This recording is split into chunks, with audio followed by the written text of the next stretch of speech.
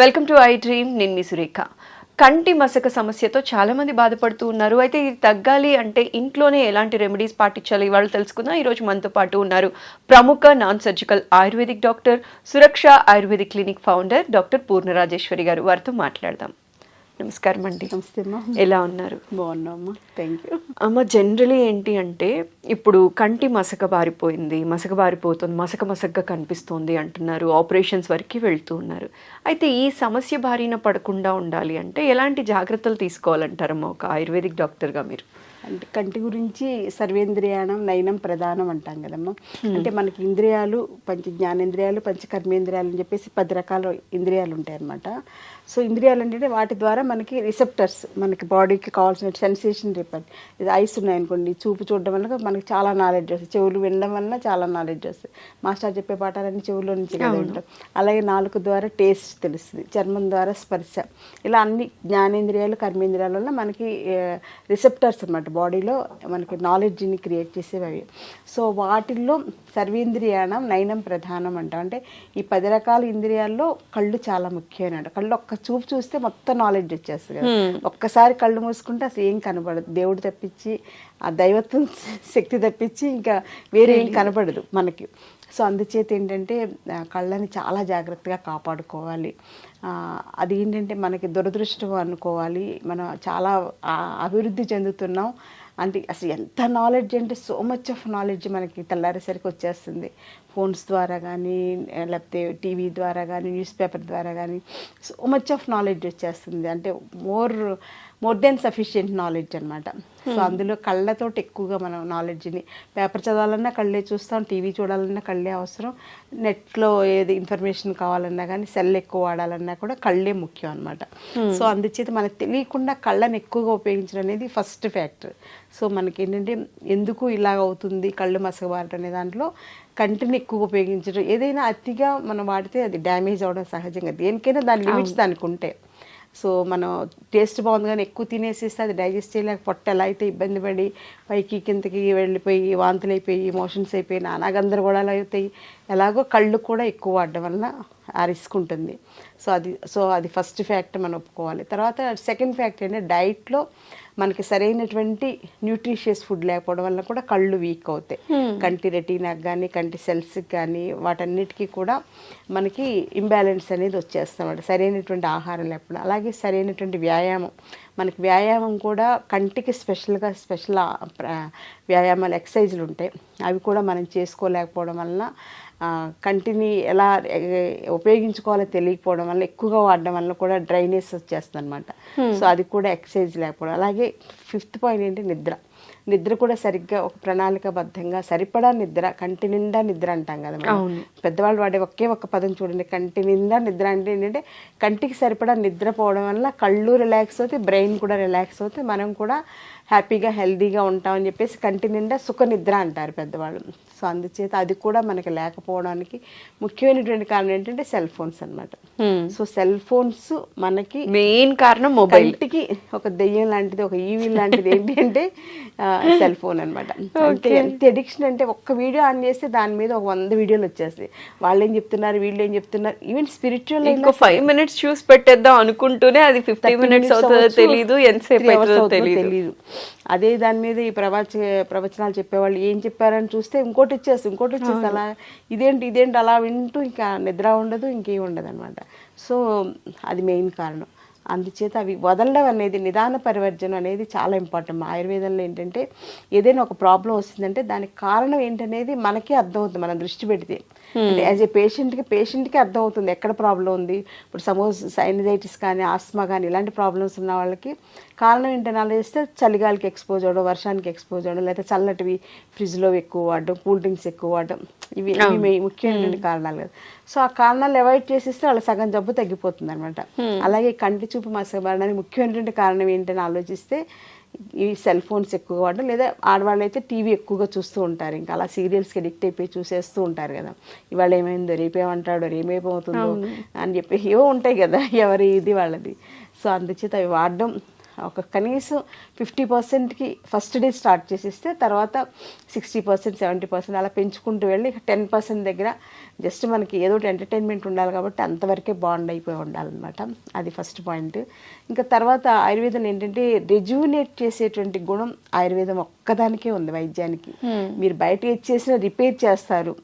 Doctors బయట ఏంటంటే జ్వరం వస్తే దానికి పారాసెటమాల్ టాబ్లెట్స్ ఇవ్వడం ఇలాంటివి ఏవో చేస్తారు, లేకపోతే యాంటీబయాటిక్స్ వాడతారు, లేకపోతే స్టెరాయిడ్స్ వాడతారు, ఇంకా అవసరం అంటే సర్జరీ చేసి రిపేర్ చేసేస్తారు. ఆ శాస్త్రానికి అంతవరకే లిమిటేషన్ ఉంది. కానీ ఆయుర్వేదానికి అలా కాదు.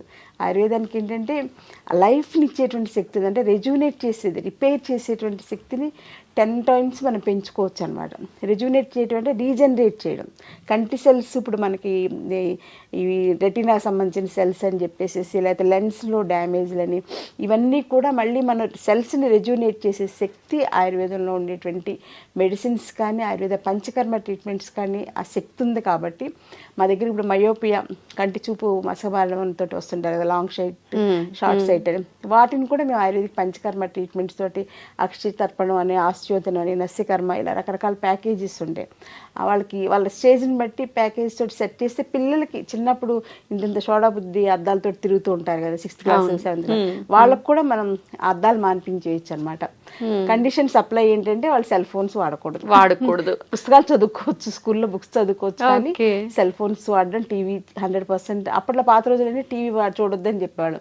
ఇప్పుడు ఏంటంటే కంపల్సరీగా సెల్ ఫోన్ వాళ్ళకి లేకుండా చేసి మనం ayurvedic line of treatments plan చేస్తే మయోపియా లాంటి ప్రాబ్లమ్స్ తగ్గించవచ్చు. అలాగే పెద్దవాళ్ళకి వచ్చేటువంటి మ్యాక్సిలరీ డీజనరేషన్ అని చెప్పేసి, ఇంకా డయాబెటిక్ రెటినోపతి అని చెప్పేసి, తర్వాత ఐస్ కూడా స్పెషల్గా ఆటోఇమ్యూన్ డిజార్డర్స్ వస్తున్నాయి, రెటినైటిస్ పిగ్మెంటోజా అని చెప్పేసి, ఇలాంటివి కూడా మనం ఆయుర్వేదిక్ లైన్స్లో రెజ్యూనేట్ చేసేలాగా, మళ్ళీ రీజనరేట్ చేసేలాగా సెల్స్ని, బాడీని కూడా, అంటే కంటి సెల్స్తో పాటుగా బాడీని కూడా రీజనరేట్ చేయాలి మనం.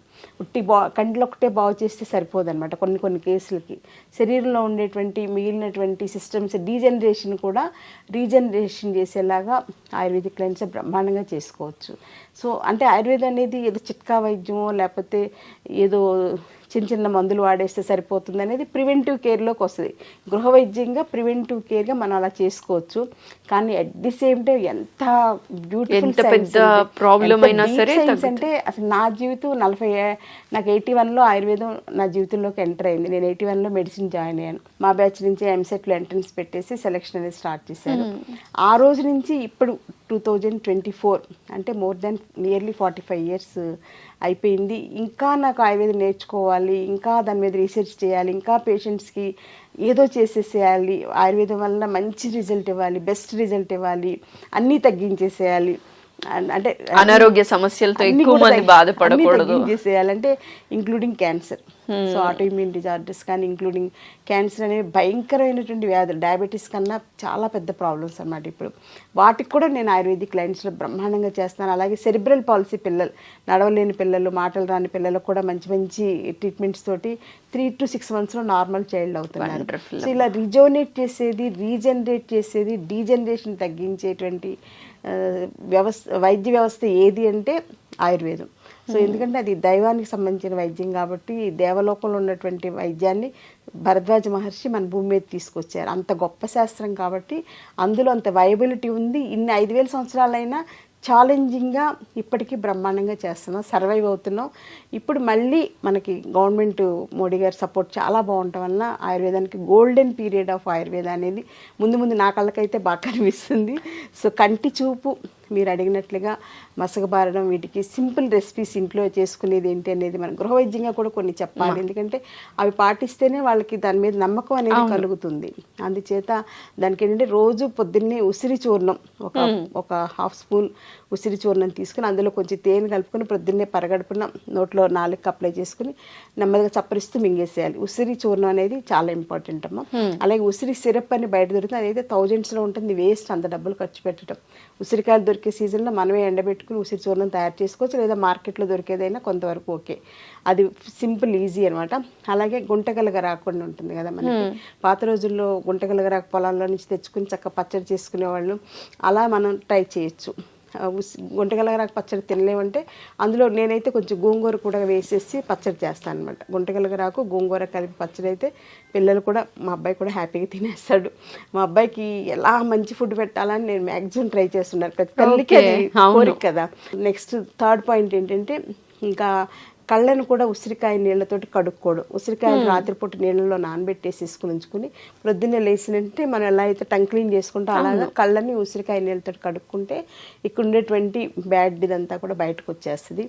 అలాగే రాత్రిపూట పడుకునేటప్పుడు కొంచెం చల్లటి కర్చీఫ్ని నీళ్ళలో ముంచి దాన్ని ఇలా కంటి మీద వేసుకోవడం వల్ల కంటి మీద ఏంటంటే వేడి ఎక్కువ ఉంటుంది. కంట్లో ఆలోచక పిత్తం అని మనకు 5 రకాల పిత్తాలు ఉంటాయి శరీరంలో. కంట్లో ఉండేది ఆలోచక పిత్తం అనమాట.